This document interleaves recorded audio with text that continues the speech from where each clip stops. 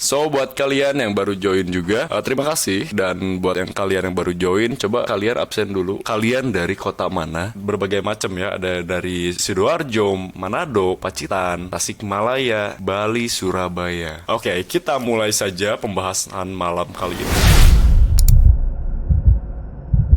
2022 Smart Money Konsep 2. Smart Money mengacu pada permainan terbesar dan terpintar dalam trading. Mungkin di sini ada yang masih nggak tahu juga ya, kayak Smart Money Konsep ini apa gitu. Itu tuh apa sih? Strategi apa? Yang saya dengar biasanya SND, SBR, support become resistant, resistant become support, drop base drop, rally base rally, trendline break. Jadi kali ini benar-benar menurutku menarik ya Smart Money Konsep, tapi sedikit ribet. Ini tuh sedikit berbahaya untuk pemula.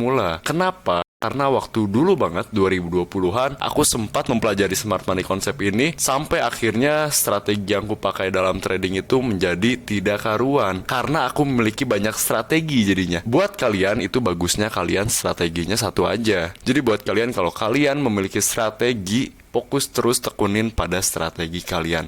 Kenapa Smart Money Konsep ini sedikit berbahaya? Karena ini banyak banget partnya. Jadi yang harus kalian itu pelajarinya tuh banyak. Ada likuiditas, ada imbalance, ada order block, ada BOS, break of structure, ada AVG, ada VVG, masih banyak lagi. Jadi buat kalian pokoknya cerna saja. Di part 2 kita membahas imbalance. Oke, next kita bahas Smart Money Concept. Apa tuh ya? Smart Money Concept adalah modal yang dikendalikan oleh investor institusional. Jadi beda ya, kalau kita kan retail, mainannya tuh lewat broker, cuma order tuh 0,01 ya, duit-duit kecil sebenarnya. Tapi institusional itu bukan lewat broker lagi. Transaksi mereka yang langsung terpengaruh pada mata uangnya atau pada komoditinya. Kita sebenarnya retail tuh nggak akan mempengaruhi market sama sekali. Mentok-mentok duit kita tuh ngendap dulu di broker, dari broker tuh masuk lagi clearing berjangka, dan masih ribet banget perjalanan uang kita buat mempengaruhi market. Jadi kalau ada trader bahkan ada analis yang bilang seperti, wah kita order barengan yuk, satu broker sekalian order barengan, kumpul keseluruhan di 500 slot, itu nggak akan ngaruh apa-apa karena sebenarnya market di sini uangnya nyampe dulu di broker, nggak real time gitu. Jadi tidak seperti itu ya. Nah, institusional di sini tuh siapa? Contohnya HSBC, Citibank, Deutsche Bank, Bank of America. Jadi masih banyak di sana. Dari market lebih bagus kita mengikuti mereka. Nah, caranya analisa itu seperti apa? Caranya menggunakan Smart Money Concept. Mungkin ada yang bilang juga Smart Money Concept ini tuh trade of bank katanya. Ya mungkin bisa dibilang gitu. Mungkin ini strategi tren terbaru sekarang mungkin ya. Cuma ya kita pelajari aja ya. Nggak ada salahnya kita mempelajari knowledge-nya. Part 4 ini ada imbalance itu sendiri ya.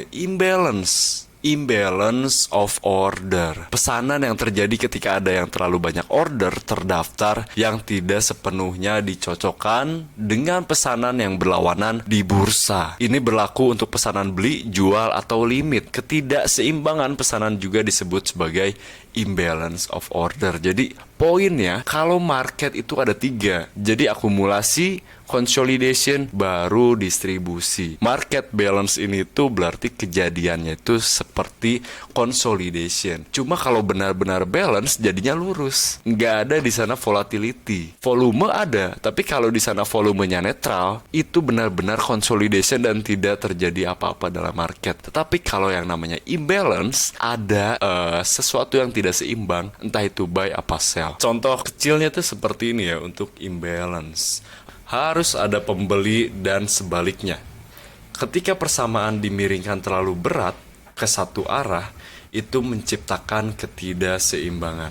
Oke? Contohnya seperti ini ya. Ini ada imbalance dari para buyer yang benar-benar sangat kuat. Market mengalami volatility yang tinggi dan volume yang tinggi juga. Oke, ini ada poin lagi dari imbalance. Pesanan terjadi ketika ada terlalu banyak order terdaftar yang tidak dapat sepenuhnya dicocokkan dengan pesanan yang berlawanan. Oke, di sini kita bisa melihat ada area support yang ditekan oleh demand. Demand di sini tidak sanggup melawan market sampai akhirnya dari supply menekan ke bawah sampai terjadilah imbalance. imbalance. Hal-hal yang harus dicari untuk menemukan ketidakseimbangan pada grafik. Poin 1, pembelian atau penjualan satu sisi saja. Jadi kalau kalian di dunia ini semua cuma sell saja, atau contoh USD ZAR atau Afrika ya, Afrikanya benar-benar merosot terus mata uangnya, sementara Amerika terbang terus, itu benar-benar terjadi pasti imbalance. Lilin besar pada grafik 1 jam atau 4 jam. Oke, jadi penting juga buat kalian analisa di time frame besar. Oke, sekian untuk materi kita mengenai imbalance. Di sesi kedua akan menganalisa XAUSD ya. Gimana sih gold itu mau kemana? Coba kalian komentar. Menurut kalian gold itu mau kemana? Habis itu baru aku akan analisa gold itu akan pergi kemana.